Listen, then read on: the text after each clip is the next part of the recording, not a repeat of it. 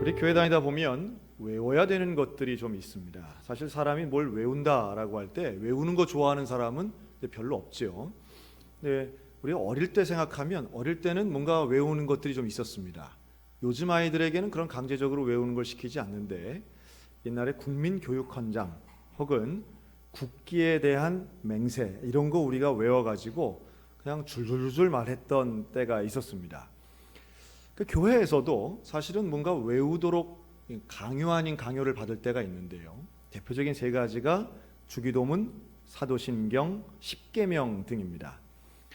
그런데 이것은 사람이 이제 외우도록 하는 것은 더 그렇게 권면받을 때는 그게 중요하기 때문인데요. 이게 얼마나 중요하냐 하면 성경에 주기도문, 사도신경이 딱 어디에 인쇄가 되어 있나요? 표지에 인쇄가 되어 있습니다. 표지 바로 안쪽에 보면 뭐 안 그런 성경도 간혹 있긴 하던데 아마 지금 새로 된 개역 개정 성경 보시는 분들 대부분 아마 펴 보시면 표지 안쪽에 주기도문, 사도신경 앞쪽에 있고요. 뒤쪽 표지를 딱 펴보면 거기엔 십계명이 이렇게 인쇄되어 있습니다. 중요하기 때문이죠. 그리고 이것이 분명히 의미하는 바도 있습니다. 그 중에 오늘은 우리 사도신경에 대해서 이번 주하고 다음 주 2주간에 걸쳐서 이제 말씀을 드릴 텐데요. 이제 여러분 사도신경은 뭘까요? 사도신경의 그 말 뜻, 말 의미부터 우리 목사님 너무하네. 우리 수준을 이거밖에 안 잡나라고 생각하지만 저나 여러분이나 처음이니까 우리 이 처음부터 하나씩 좀 짚어보겠다 하는 생각으로 말씀을 준비했습니다. 사도신경을 조금 어려운 말로 하면 라틴어를 가지고 얘기할 수 있습니다. 라틴어로는 크레도라고 하는데요. 옛날에 우리 승용차 중에 크레도스라는 차가 있었습니다. 그 말의 어원과 같은데요. 이 크레도는 나는 믿는다, 나는 신뢰한다 이런 뜻입니다. 그래서 그 크레도스란 차는 믿을 만한 승용차 이런 의미로 했는데 별로 많이 팔린 것 같지는 않더라고요. 헬라어로는 이 신앙의 규범이라는 뜻을 가지고 있습니다. 반면 이제 우리 한국말을 본다면 사도신경은 두 가지 단어가 조합이 됐죠. 사도라는 말과 신경이라는 말이 붙어 있는 겁니다. 그럼 사도는 뭐냐 하면 사도는 헬라어로는 보냄을 받았다라는 뜻이에요. 그래서 하나님으로부터 부름받고 보냄받은 사람들이 바로 사도들입니다. 사도와 제자가 다른 면이 있다면 제자는 이렇게 가르침 받은 사람들, 그 가르침에 동의하는 사람들, 가르침대로 사는 사람이 제자라면 사도는 예수님으로부터 직접 가르침 받은 사람들 우리는 사도라고 합니다. 성경에 보면 예수님으로부터 직접 가르침 받은 몇 명의 사도가 나오지? 12명의 제자, 그들을 우리는 사도라고 얘기합니다. 12제자, 12사도, 그리고 여기 한 명 더 추가한다면 스스로 하나님으로부터 부름받은 바울 사도가 있지요. 그래서 사도 바울이라는 말로 우리는 그를 별명으로 부르기도 합니다. 가룟 유다를 제외해도 어쨌든 12명이 정족수의 이제 사도가 되는 것이고요. 나중에 한 명을 더 마띠아를 뽑아서 사도의 인원에 포함시키게 됩니다. 그런데 이 사도라는 말은 그렇기 때문에 보냄받은 사람, 조금 폭넓게 얘기하면 그리스도의 모든 제자라고 할 수 있겠죠. 그리고 신경은 써놨지만 이제 믿음의 고백이라고 하는 의미로 우리가 볼 수 있습니다. 그러니까 이거 두 단어를 합치면 한번 따라 하실까요? 사도들의 믿음의 고백. 네. 지난주보다는 한 5배쯤 커진 것 같습니다. 감사합니다. 사도들의 믿음의 고백, 즉 사도들의 전통과 가르침을 받은 제자들의 믿음의 고백이라고 할 수 있습니다. 그런데 여기에서 질문 하나, 전 어릴 때 그런 생각을 했어요. 사도신경은 성경 어디에 있을까 했는데 사도신경은 성경에 나오나요, 안 나오나요? 안 나옵니다. 성경이 없습니다. 성경이 없고 특별히 우리가 새로운 사도신경을 우리가 지금 고백하는데요. 나는 전능하신 아버지 하나님 이렇게 시작하는 사도신경은 성경에 없습니다. 주기도문은 성경에 있지만 사도신경은 성경 어디에도 찾을 수 없습니다. 하지만 그 내용 자체는 표현이나 내용 자체는 다 성경에서 온 것이지요. 그리고 오늘 읽은 마태복음 16장에 나오는 말씀에는 최초의 사도의 신앙 고백이 담겨져 있습니다. 그러니까 제자들이 신이 나서 말합니다. 아이고 예수님 사람들이요, 예수님에 대해서 어떤 사람은 세례 요한이라고도 하고 어떤 사람은 예레미야라고도 하고 어떤 사람은 세상의 구약의 선지자 엘리야라고도 합니다. 사실 엘리야나 예레미야는 대단한 사람들입니다. 이들 같다, 이들 비슷하다, 이런 분들 같다라는 말은 어떤 의미에서는 당시의 사람들로는 들을 수 있는 최고의 칭찬 중에 하나였던 거예요. 그런데 예수님이 그러는 거죠. 사람들이 나를 누구라고 하느냐라고 하는 질문에 제자들이 그렇게 답했는데 예수님이 다시 묻습니다. 너희는 나를 누구라 하느냐? 너희는 나를 누구라 하느냐?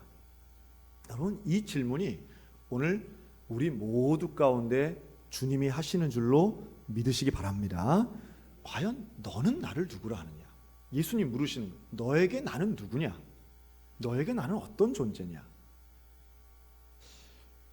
이제 다음 주가 되면 담임 목사 취임 예배를 드립니다. 그런데 담임 목사 취임 예배 때는 어떤 순서가 있냐면 이 김선일 목사가 어떤 사람인가라는 것을 이렇게 소개하는 시간이 있습니다. 저는 그런 거 보면 그때가 되면 그런 걸 이렇게 어디다가 뭐 원고를 보낸다든지 어디 집회에 간다든지 할 때 저에 대해서 소개를 해달라는 부탁을 받을 때가 있어요. 참 난감합니다. 네. 소개를 아마 여러분 글쎄 이력서 같은 거 써보셨는지 모르겠어요. 그럴 때 자기 자신을 어떻게 소개하느냐라고 할 때 우리 한국 사람에게 익숙한 소개가 있습니다. 어느 학교 나오고 뭐 어떤 상을 받았고 사회적으로 어떤 일을 했다. 뭐 대개 이런 게 들어가잖아요. 생년월일 들어가고.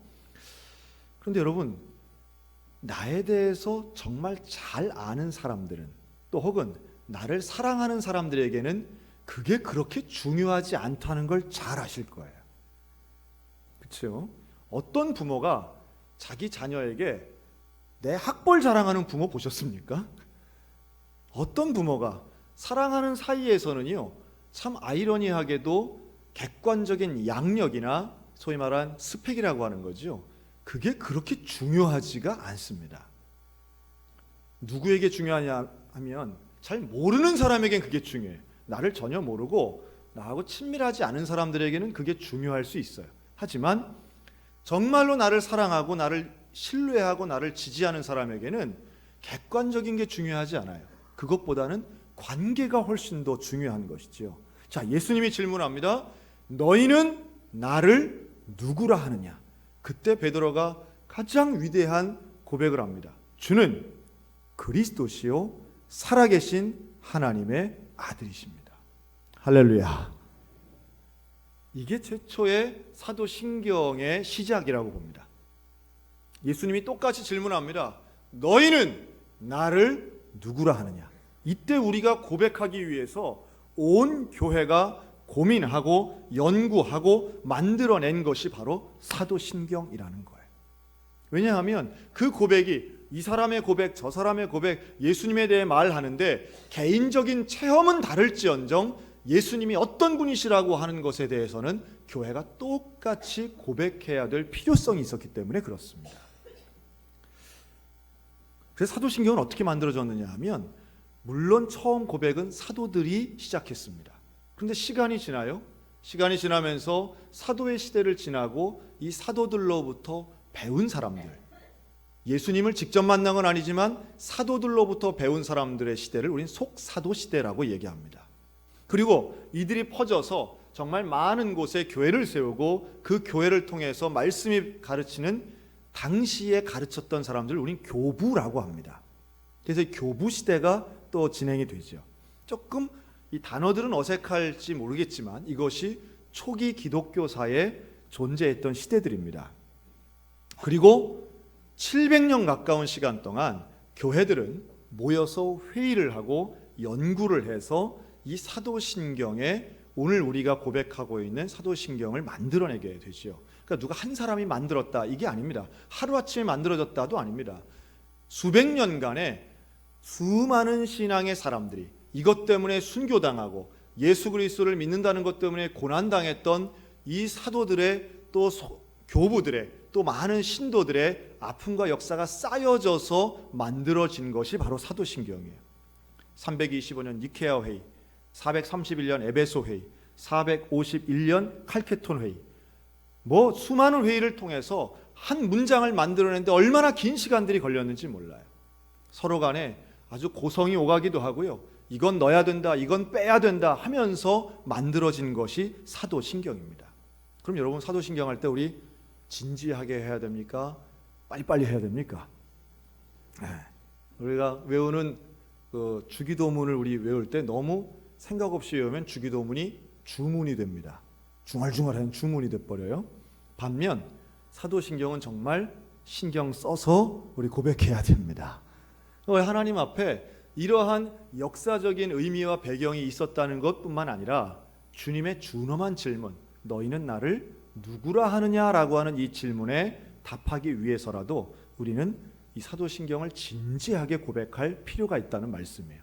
이 사도신경이 필요한 세 가지 이유가 있습니다. 하나는 교회의 통일성입니다. 모든 교회가 같은 주로 고백하는 예수 그리스도에 대한 같은 고백을 해야죠. 그래서 조금 세밀하게 들어가 보면 지금 존재하는 여러 이단 교회들이 있습니다. 제7일 안식교라든가 하나님의 교회라든가 이런 이단들은요, 이 사도신경들을 대부분 고백하지 않습니다. 그들이 거부하는 이유 중에 제일 큰 것은 성경에 있지 않다는 것과 카톨릭과 비슷하다는 이유로 이들은 거부하고 있습니다. 하지만 우리는 2000년 가까운 세월 동안 우리의 모든 개신 정통 교회들은 이 사도신경을 고백함으로 교회의 통일성을 이루어가고 있어요. 두 번째는 이단을 방지하는 겁니다. 그러니까 거짓된 자들이 교회 안에 들어와서 회방하지 못하도록 이들의 입을 통해 정확한 고백을 하도록 검증하는 것이 바로 사도신경의 중요한 필요성이었습니다. 그 유명한 얘기가 있죠. 부산에 있는 큰 교회에서 신천지는 나가라라고 할 때 수백 명이 일어나서 나갔다고 하지 않습니까? 근데 신천지가 들어와서 활개를 칠 때도 바로 이 사도신경을 가지고 진지한 사도신경의 고백을 통해 검증하는 과정도 있었다는 거예요. 왜냐하면 신천지나 대부분들이 교주를 섬기잖아요.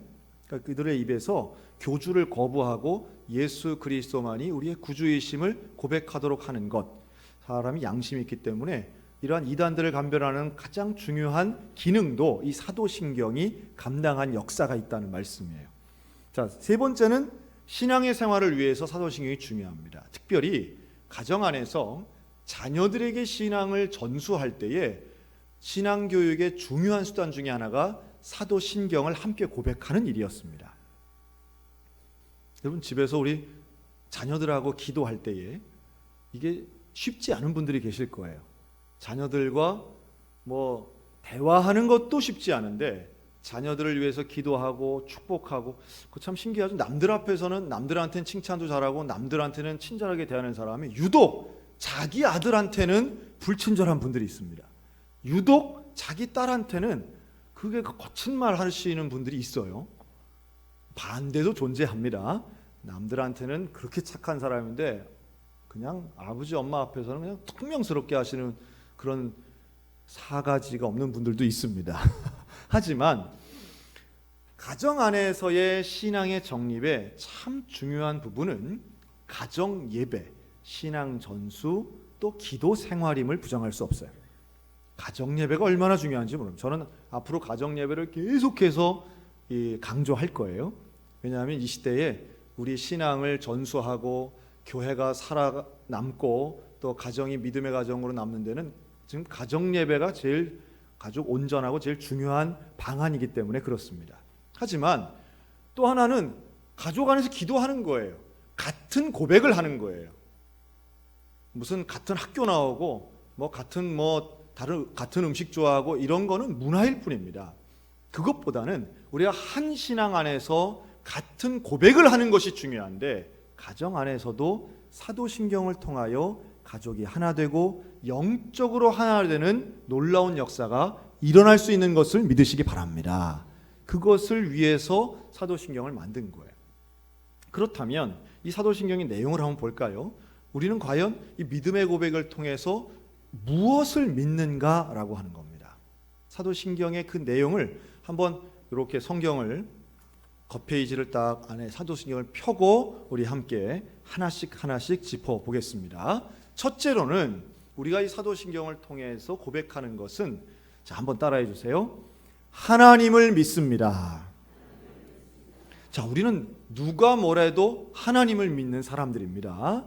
우리 여호와 하나님을 믿는데 사도신경 첫 줄에 나오는 거예요. 자, 다 같이 읽습니다. 시작. 나는 전능하신 아버지 하나님 천지의 창조주를 믿습니다. 우리가 뭘 믿는다고요? 하나님을 믿는데 그 하나님은 어떤 하나님이시냐면 전능하신 하나님, 아버지 되신 하나님, 천지의 창조주이신 하나님을 믿습니다 라는 거예요. 할렐루야. 우리 하나님에 대한 믿음의 고백이 명확해야 됩니다. 명확하지요. 그러니까 전능하시다라고 하는 것, 이건 모든 일을 하실 수 있다는 뜻이지요. 그런데 이 전능에는 능력과 자격이 포함이 되어 있습니다. 하나님은 모든 것을 이루시고 모든 것을 행하실 능력도 있고 자격도 있으신 분이십니다. 그래서 선과 악은 하나님이 분별하시는 거예요. 선과 악은 하나님이 정하시는 거예요. 불가능이 없으실 뿐만 아니라 모든 것을 판단하시는 능력과 자격도 하나님께만 있는 겁니다. 또 창조주이신 하나님, 세상을 처음부터 시작하시고 모든 것을 소유하시는 분이 바로 이 여호와 하나님이시라는 거고요. 또 이 사도신경이 놀라운 것은 구약에서는 쓰지 않는 표현입니다. 하나님을 뭐라고요? 아버지라고 말합니다. 하나님을 아버지라고 하는 이 표현이 우리는 유대교와 구분되는 거예요. 하나님은 우리의 아버지가 되시는 거예요. 그럼 우리는 뭡니까? 하나님의 자녀가 된다라고 하는 거죠. 얼마나 위대한 고백이고 은혜인지 모릅니다. 나를 자녀 삼아 주시고 나를 위해 천지 창조해 주시고 또 나를 위해 전능하신 능력을 베풀어 주신 그 하나님을 믿으시기 바랍니다. 그 하나님 믿는 거예요. 그리고 이 믿음의 고백이 반복적으로 이루어져야 됩니다. 그러니까 우리가 믿는 것과 말하는 것, 이 고백이라고 하죠. 이게 일치되셔야 됩니다. 고백은 하는데 실제로는 안 믿고 있다면 이거만큼 비극이 없습니다. 하나님의 교회에 나와서 기도도 하는데 실제로 내 마음에는 하나님의 전능을 의심한다든가 아버지 되신 하나님을 별로 믿어지지 않는다든가 이것은 정말 큰 슬픈 일이에요. 여러분, 고백하는 것이 믿어지시기를 주님의 이름으로 축원합니다. 자, 두 번째, 한 번만 더 따라해 주세요. 우리는 뭘 믿느냐? 예수님을 믿습니다. 자, 오늘 설교는 예수님을 믿습니다까지 할 겁니다. 사도신경 오늘 다 하지 않고요. 그런데 예수님을 믿는데 예수님은 어떤 분이시냐? 사도신경의 절반이 예수님 믿습니다의 이야기예요. 자, 두 번째 줄부터 우리 밑에서부터 세 번째 줄까지 같이 읽겠습니다. 예수님을 어떤 예수님을 믿느냐? 나는 그의 시작. 나는 그의 유일하신 아들 우리 주 예수 그리스도를 믿습니다. 그는 성령으로 잉태되어 동정녀 마리아에게서 나시고 본디오 빌라도에게 고난을 받아 십자가에 못 박혀 죽으시고 장사된 지 사흘 만에 죽은 자 가운데서 다시 살아나셨으며 하늘에 오르시어 전능하신 아버지 하나님 우편에 앉아 계시다가 거기로부터 살아있는 자와 죽은 자를 심판하러 오십니다. 아멘. 여러분, 이거 믿으십니까? 예수님이 어떻다고요? 하나님의 유일하신 아들이랍니다. 여러분, 이거 믿으시기 바랍니다. 성령으로 잉태되어서 죄 없이 이 땅에 태어나신 분이랍니다. 할렐루야. 누구 때문에 태어나신 거예요? 나 때문에. 저는요, 초등학교 6학년 때부터 교회를 나왔습니다. 처음에 교회를 다닌 이유는 제 동생의 친구가 전도했어요. 기가 막히죠? 초등학생의 동생의 친구, 같은 아파트에 살았습니다. 한동에 살았어요.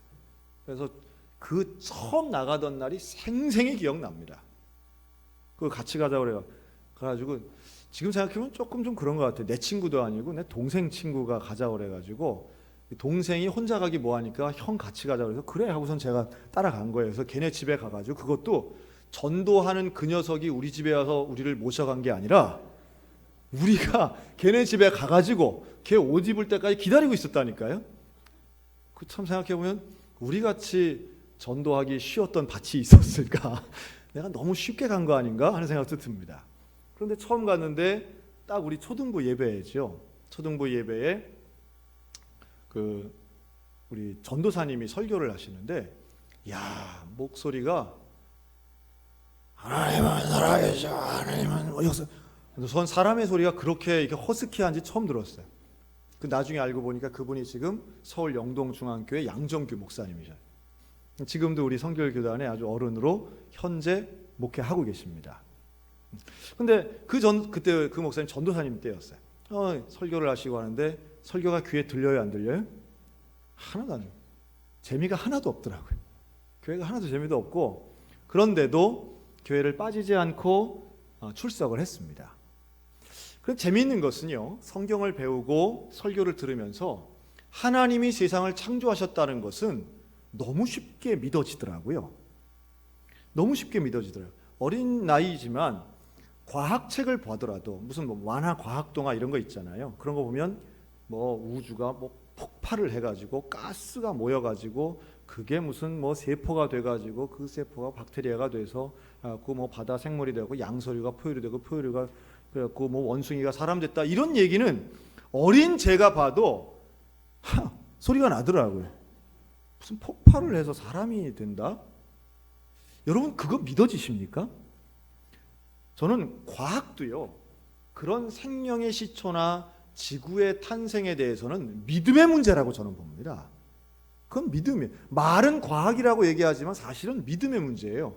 과학을 믿느냐 성경을 믿느냐입니다. 창조론 진화론의 이야기를 해도요, 그것도 사실은 과학이냐 종교냐가 아니에요. 사실은 무엇을 더 믿느냐의 차이입니다. 우주에 먼지 덩어리가 폭발을 해가지고 그게 사람이 됐다는 걸 믿는 게 과학이라고 사람들은 믿는 거고요. 그러나 성경에 나오는 하나님이 세상을 창조하셨다는 걸 믿는 것을 믿는 게 저와 여러분인 줄로 믿습니다. 오히려 저는 그거 믿기는 너무 쉬웠어요. 하나님이 세상을 창조하셨다? 그렇지. 그럴 사람이 얼마나 특별해. 세상이 얼마나 오묘해. 그렇지. 세상은 하나님 창조하신 거야. 그런데요, 뭐가 믿기 어려웠느냐 하면 예수님이 나의 죄를 담당하시고 십자가에 달려 돌아가셨고 그걸 믿으면 구원받는다는 것이 참 믿기 어렵더라고요. 그게 참 믿어지지 않더라고요. 예수님이 역사적으로 계셨다는 건 인정할 수 있는데 그분이 십자가에 달리신 거하고 나하고 무슨 상관이야? 그게 어떻게 나의 죄를 구원하실 수 있겠어? 그게 안 믿어지더라고요. 그런데 교회는 열심히 다니니까 참 아이러니하죠. 믿고는 싶더라고요. 믿고는 싶은데 믿어지지 않더라고요. 여러분 아마 제 말에 공감하시는 분이 혹시 한 명이라도 있다면 오늘 이 시간 그 믿고 싶은 마음의 간절함에 하나님의 응답이 있으시기를 주님의 이름으로 축원합니다. 그러니까 믿음은 억지로 되는 건 아니에요. 믿음은 뭐 갖고 싶다고 해서 순식간에 주어지는 것은 아닙니다. 저도 그런 똑같은 고민을 갖고 있다가 언제 놀라운 경험을 했느냐 하면 바로 중등부 수련회에 참석해서 놀라운 변화를 경험합니다. 여러분 오늘 중등부 수련회가 출발해요. 오늘 중등부 수련회 가고 내일 모레까지 2박 3일 오응산 수련회에서 하는데 여러분 중등부 수련회에 역사가 일어나는 줄로 믿고 기도해 주시길 바랍니다. 그 중등부 수련회가 아니었다면 오늘 전 여기에 없어요. 오늘 제가 여기에 없어요. 그 중등부 수련회에 가서 뭐 옛날 수련회가 다 그렇잖아요. 기도원 같은 데 가고 그때 홍천 참 많이 왔던 것 같아요. 홍천에 있는 수양관들 이런 데 와서 기도하고 뭐 다른 프로그램이 뭐 있겠습니까? 낮에는 수영하고 수박 먹고 저녁에는 찬양하고 기도하고 그러는 가운데에 정말 믿고 싶은 사람들 목사님이 기도해 주시고 말씀을 듣고 찬양하는 가운데에 이게 믿어지더라고요. 예수님이 나를 위해 십자가에 달려 돌아가시고 나를 위해 부활하시고 나를 위해 이 땅에 다시 오신다는 그 말씀이 믿어지는 기적의 체험을 한 줄로 믿습니다. 아마 여기 계신 분들도 비슷한 어느 순간인가 부흥회든지 아니면 주일 예배든지 여러분 가능하면 주일 오전 예배에 그것이 믿어지는 것, 여러분 그 교회가 좋은 교회입니다. 그 교회가 정말 생명력 있는 교회입니다. 어떤 특별한 집회나 특별한 기회에서만 예수님 믿어지는 것이 아니라 말씀을 들을 때에 또 정말 믿고 싶어하는 간절한 심령이 있을 때에 찾아와 주시는 성령의 은혜가 임하여 예수 그리스도의 십자가의 은혜, 여러분 이게 믿어지는 놀라운 기적이 일어났으면 좋겠어요. 그런데 저는 수련회 때 그걸 경험했어요. 중등부 수련회 때 그걸 경험했습니다. 그리고 지금 이날까지 단 한 번도 그것을 의심하지 않았습니다. 생각해보면 너무 신기한 거예요. 그게 어떻게 믿어지나? 믿고 싶을 때 안 믿어지다가 수련회라고 하는, 물론 그게 믿고 싶었던 과정이 있었으니까 하나님이 은혜 주셨다고 믿지만, 그 믿어지던 그 순간은 지금도 잊을 수가 없어요. 얼마나 감격적이었는지, 얼마나 놀라운 순간이었는지. 그리고 이제 회개를 해야 되잖아요. 예수 믿으면 우리가 회개의 기도를 하잖아요. 여러분, 중학생이 뭘 회개합니까? 여러분 보시기에 제가 옛날에 어릴 때는 모범생이었겠어요? 아니면 비행 청소년이었겠어요? 모범생. 감사합니다. 고맙습니다. 저는 뭐 그렇게 크게 문제 일으키는 뭐 그런 스타일의 학생이 아니었습니다. 회개를 해야 되겠는데, 예수님을 믿으니 회개를 해야 되겠는데, 뭘 회개해야 되는? 하나님, 내 회개거리를 달라고. 회개해야 되겠네. 그때 제가 회개한 것은, 중학생이니까 이제는 예수님 잘 믿고 하나님, 내가 욕하지 않겠습니다. 욕하지 않겠습니다. 뭐 중학생들 욕을 많이 하잖아요. 접두사가 그냥 다학년이부터 막 나오잖아요. 욕하지 않겠습니다. 그리고 그때 한 그 하나님과의 약속, 예수님과의 약속을 지금까지 지켜오고 있습니다. 저에게는 그 구원의 경험, 중생의 체험, 예수님이 믿어지는 십자가의 예수 그리스도, 구원하신 그 예수 그리스도가 믿어지는 그 사건은 저에게는, 남에게는 별거 아닐지 모르지만 저에게는 제 인생이 바뀌는 순간이었습니다. 여러분, 예수 그리스도를 믿는다는 것, 사도신경에 기록되어 있는 이 예수님에 대한 고백을 한다는 것은 내 인생이 바뀌어지는 것을 의미하는 거예요. 예수님을 믿습니다는 단순히 역사적으로 존재했던 한 인물만 기억하고 인정하는 것이 아니라, 그분이 나의 삶을, 나의 인생을, 나의 삶의 가치를 바꿔놓는다는 사실을 믿음으로 고백하고 평생의 가치로 삼는 것임을 기억하시기 바랍니다. 그 은혜가 우리 기독인들에게 있어야 됩니다. 여러분, 누가 기독교인입니까?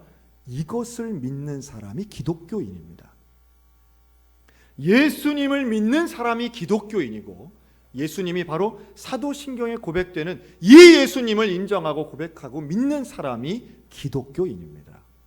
여러분, 교회 온다고 다 기독교인이 아닙니다. 조금 더 심하게 얘기하면 예배당에 와서 앉아있다고 해서 구원받는 것은 아닙니다. 예수 그리스도를 믿어야 구원받습니다. 그리고 그 예수 그리스도를 믿는다는 것은 예수님이 나의 병 고쳐주시고 내 문제 해결해 주시는 분 정도로 기억하면 안 된다는 거예요. 여러분, 사도신경 어디에도 예수님이 나의 문제를 해결해 주실 거라는 말씀이 있지 않아요.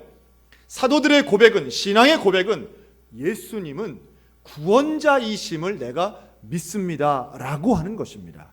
예수님은 하나님이시고 하나님의 독생자이시고 나의 구세주이시고 하나님의 보좌 우편에 앉아 계시다가 언제 다시 오신답니까?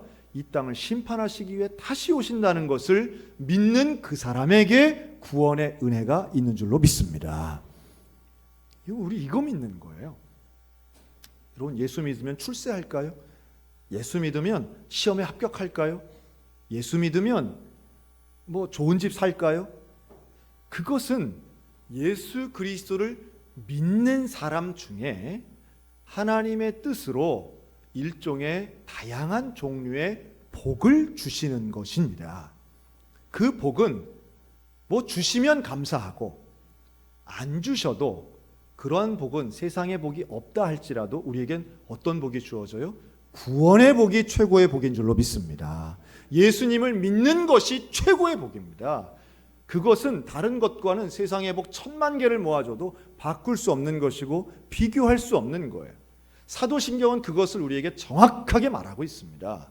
우리가 무엇을 믿느냐, 무엇을 추구하느냐, 어디를 따라가느냐, 사도신경의 고백이 우리의 방향을 정해주고 제대로 잡아주고 있습니다. 그래서 우리는 사도신경을 매주마다 고백하는 겁니다. 매번마다 뭐 예배를 시작하거나 새벽 기도회를 시작하거나 또 주일 예배 때마다 고백하는 이유는 사도신경 잊지 말자는 거예요. 우리의 신앙의 대상이 틀어지는 것을 방지하는 것입니다. 자꾸 세상 쪽으로 틀어가고 자꾸 다른 쪽으로 틀려지고 나의 관심이 변질되어 가는 것을 막기 위해서 우리는 사도신경을 반복해서 고백하고, 고백할 때마다 신경 쓰셔야 되는 거예요. 고백할 때마다 나의 신앙을 점검하셔야 됩니다. 나는 정말 하나님의 전능하심을 믿고 있는가? 나는 이 땅에 다시 오실 그 예수님을 믿고 있는가? 옛날엔 분명히 믿었는데 지금도 믿고 있는가? 설마 하니 은행에 있는 잔고만큼도 안 믿고 있는가? 오히려 우리는 부동산 믿고 연금 믿고 다른 거 믿고 있지 않는가? 보험 믿고 있지 않는가?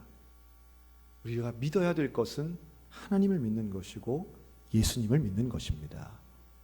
그 예수 그리스도를 믿는 믿음의 고백, 그것이 사도신경입니다. 그리고 그 밑에 보면 우리는 성령님을 믿고 거룩한 공교회를 믿고 성도의 교제를 믿고 죄를 용서받는 것을 믿고 몸의 부활 영생을 믿는다고 고백하지요. 이거 다음 주에 할 겁니다. 그런데 사도신경의 중심에 있는 믿음의 대상, 믿음의 우리는 무엇을 믿는가라고 할 때 바로 이것이 교회를 이루는 거죠. 그러니까 주님이 베드로에게도 말씀하셨습니다. 바요나 시몬아, 내가 복이 있도다. 이제 내가 너는 베드로라고 부르겠다, 반석이라 부르겠다, 그리고 내 위에 교회를 세우겠다 말씀합니다. 여러분, 교회는 사도신경 위에 세워져 있는 겁니다. 믿음의 고백 위에 교회가 세워지는 것입니다. 우리 소양교회가 든든히 온전히 서가기 위해서는 사람의 숫자가 늘어나가는 것 이전에 이 신앙의 고백, 사도신경이 우리에게 든든히 서 있을 때 교회가 지어지고 세워지고 일어나고 발전되고 성장할 줄로 믿습니다. 우리 가운데 사도신경을 온전하게 진지하게 고백함으로 하나님의 온전한 백성들 다 되시기를 주님의 이름으로 축원합니다.